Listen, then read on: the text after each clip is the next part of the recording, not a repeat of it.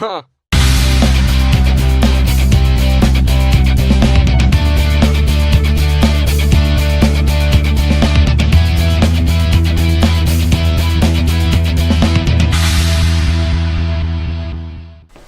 Well, hey guys, Dane here, Jonah guitar, and a little bit of a change up. I'm not sure I mentioned it in the video before, but I know I mentioned it to Jerry in one of my comments on his videos, that I had a violin project coming up, and I'm just now getting to that. It's been quite a while since I mentioned it, but got pieces of violins. This is actually a brother-in-law family heirloom kind of thing. It's got to be 100+ years old, I'm guessing.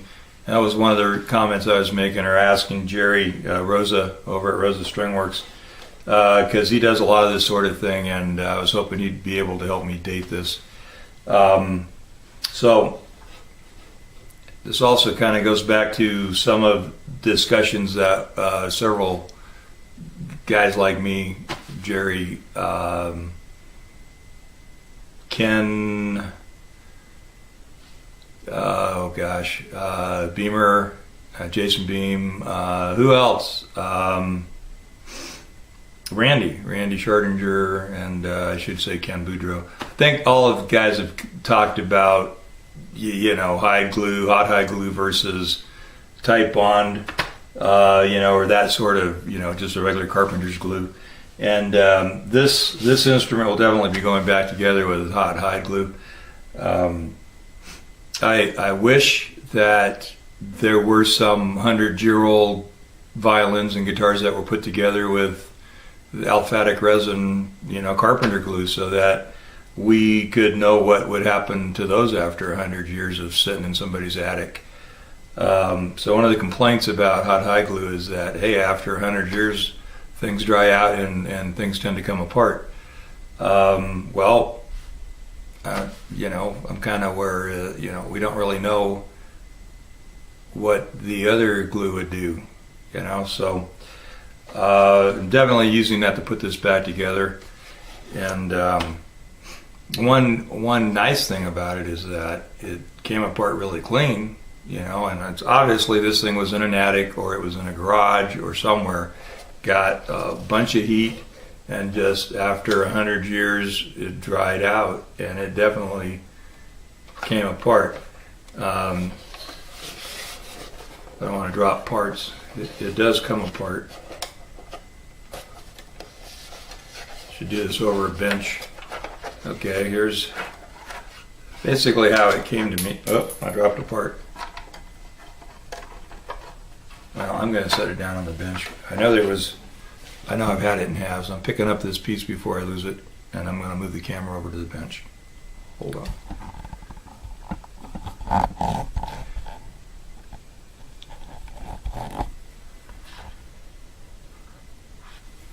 I'm going to try to adjust my light here so that we get more light over the instrument.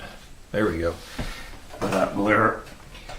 Okay, that was probably a sound post dowel thingy.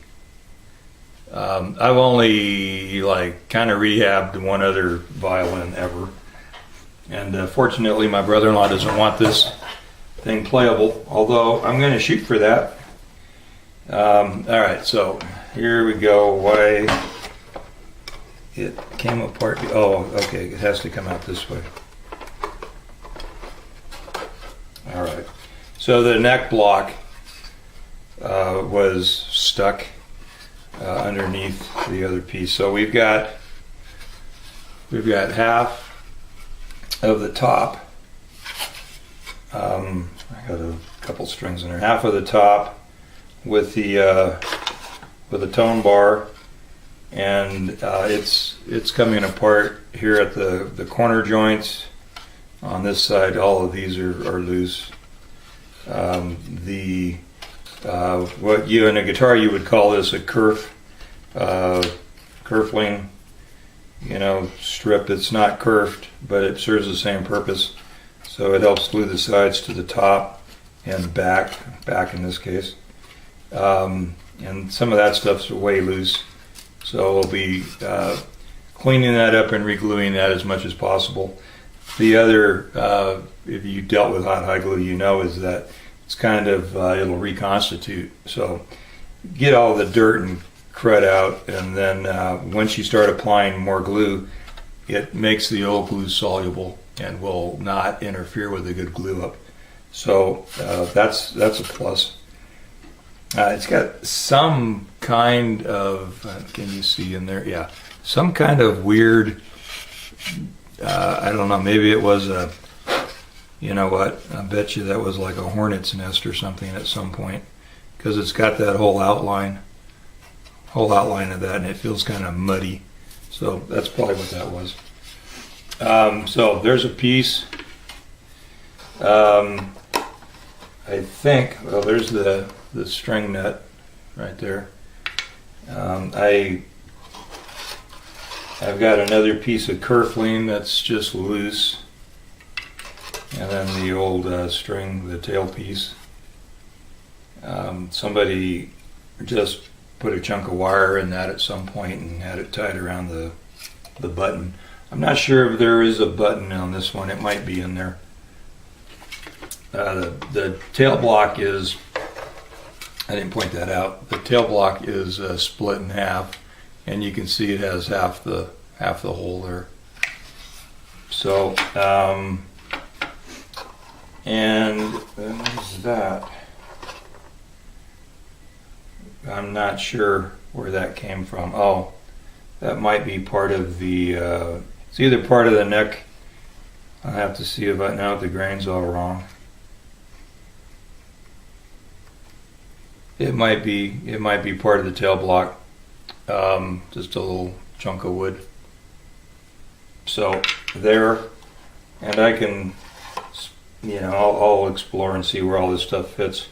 This is just another shard, just a little teeny. He saved everything, which is good, because I'd rather glue all that old stuff together. I think this is what became the end pin. I'm sure this wasn't the original. It's you know, we need some light on that, don't we? Let's swing this over here. Sorry if that causes a glare, but there's a just kind of whittled on piece of wood with a little groove around it to hold that piece of wire they had cobbled in here. Get into the camera with it. So yeah, so it was kind of like that. All right, and we have the neck. The neck doesn't actually look too bad. I'm looking at, giving it a little closer inspection. It has these, oh, is that? I got to get something to poke on that with. It has these steel tuners. So I don't know if that, I don't know if this gives any indication of age, if this came with them stock, or if this was a later edition. I just don't know that much about these things. I'm going to definitely have to do some research and count on guys like Jerry that have a lot of experience with this sort of thing. So Jerry, if you're watching this, feel free to chime in at any time and tell me what I got here. I gotta go in here. Some sort of a web or something down in here. I don't know. It's pretty tough. It's like an egg sac from spiders. This has been in my house since Christmas. I hope they didn't hatch in there.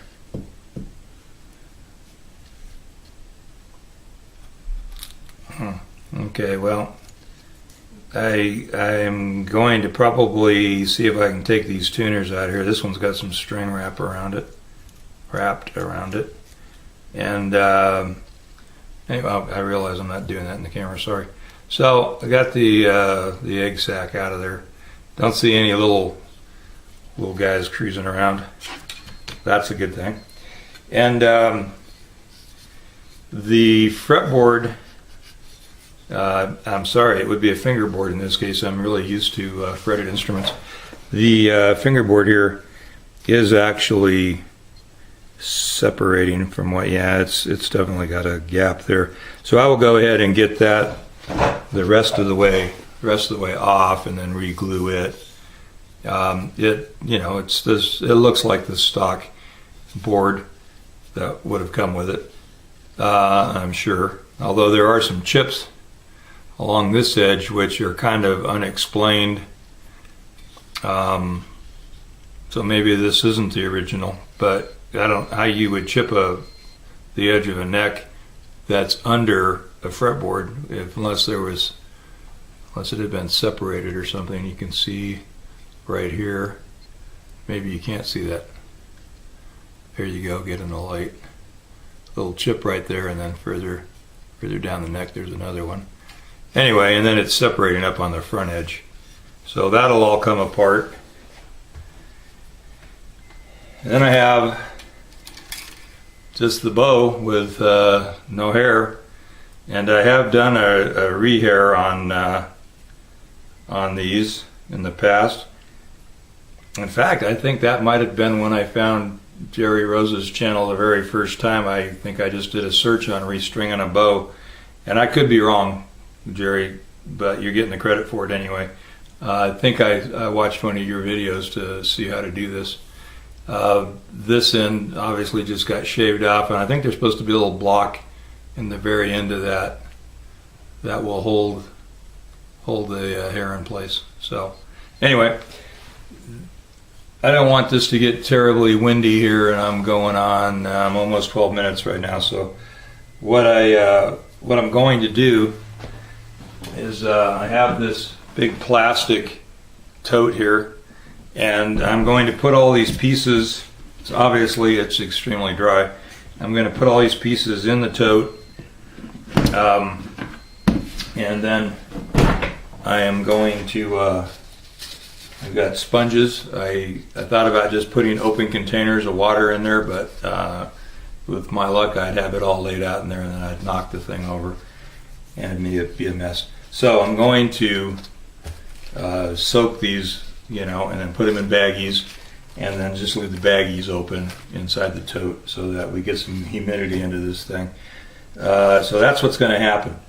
And one other thing here that I wanted to help with dating, and I have done some research on this, but let's see, yep, I don't want to tear that up, it's pretty fragile. It's the tag that was in, okay, let's see if we can do this, there we go. So, copy of Antonius Stradivarius, made in Germany. So it doesn't have a date, that's all it says on it.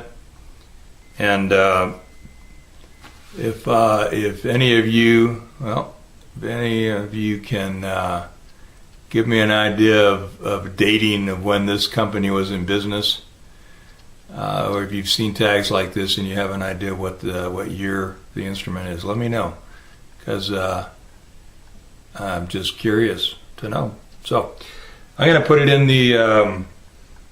the box to humidify it, and I'll just give you a shot of what that looks like after I get it all set in there. I'm sure you can imagine what that's about, but I'll give you some video of it anyway. I'll be back. All right, as promised, I'm just showing you what this looks like in the container.